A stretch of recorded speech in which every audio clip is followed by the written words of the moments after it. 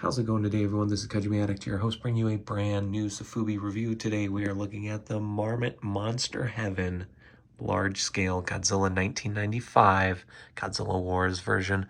Let's not waste any time, dive right in, and look at this gigantic Marmit.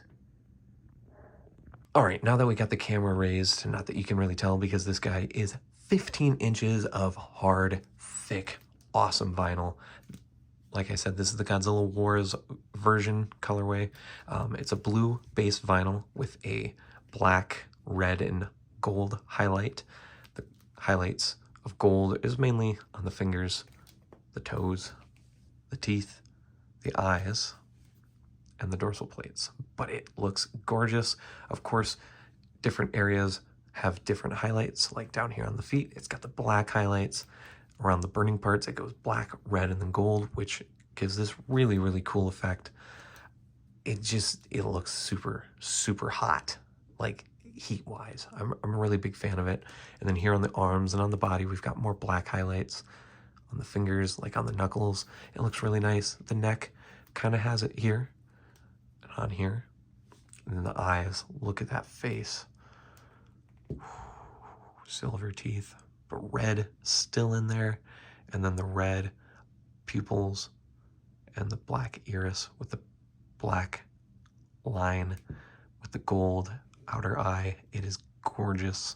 I love this Marmit sculpt. I think this is one of the better ones for sure. It's hot, it's big, and I do believe you can get it in the normal scale, but of course I'll show you some size comparisons in a few minutes here. For the sculpt itself, definitely DesuGoji. I mean, this is Godzilla 95 in Sofubi form. He's thick where he needs to be, and he's kind of got small little arms, and that's a-okay with me. One of my favorite aspects on this release is this big, thick, chunky neck. He's just big. He's kind of got like a bulldog-esque type kind of proportions. It's really, really cool. Let's take a closer look at these dorsal plates. They've got red for the center and gold highlights. Of course, a perfect choice done by the masters at Marmit. It's just beautiful looking. Look at that. Even the middle ones have almost like a darker red, almost a brown. It goes all the way to the bottom. Just very, very masterfully done. Here we've got this black line going all the way almost to the tip. Very, very nice. And then the gold does stop halfway down, just like in the movie.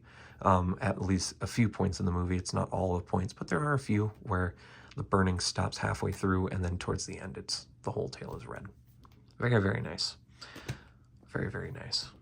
Thick, juicy, thick thighs. Oh, thick thighs save lives, am I right? Oh, yes, they do. Yes, they do. Look at these big old feet. Very, very nice. Flat. Helps them balance, really. This is a big hunk of vinyl. It is heavy. I'd say this is one of the heaviest pieces in my collection when it comes to the Sofubi. Now, as you can see, he does have a little bit of articulation. The head slightly rotates. Not that you really need to. So I just leave it.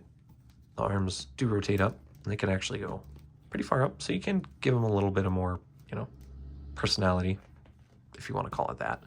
The legs are not circular nor ovular. They're a little bit more triangular, so they kind of can adjust, but not a lot.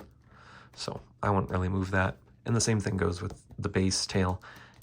Just shifts, And then the tip of the tail is the one that actually rotates quite a bit. So you've got a bit of articulation. If, you want to change the position, you can get them in some different poses, and you can take some pretty unique photos with this figure because of that.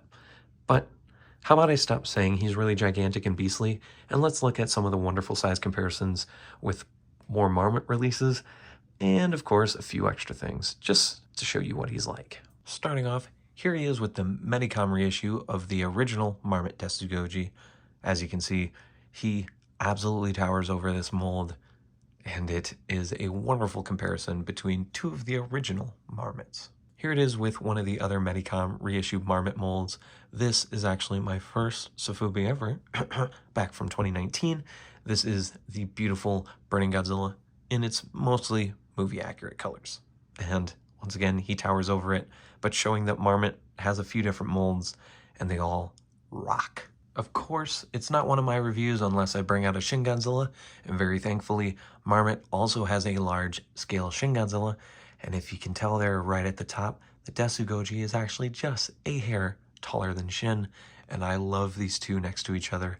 I'm very glad to have them both standing right next to each other, almost hand in hand on the shelf. Although this isn't the Heisei Godzilla, this is a Burning Godzilla, and of course it is Legendary's Godzilla 2019. This is the X Plus gigantic figure, showing that although this Marmit is large, it is nothing compared to what our next big review is. And yes, this is coming out next week, so be ready. Before we get into my final thoughts, I want to once again thank my good friend Thirsty Thursday Toys, Adam, for selling me this wonderful figure for such a great price. I know it took a long time to get to this review, but I absolutely enjoy it, and I wanted to make sure I had enough time with it to really appreciate it before I reviewed it. So, my final score on this figure, the Sculpt is going to get a perfect 10. It is maybe my favorite Marmit Sculpt out of all their DesuGojis. We'll have to see. There's a few that I don't own yet, but out of the 3 I own, I really think this is one of my favorites.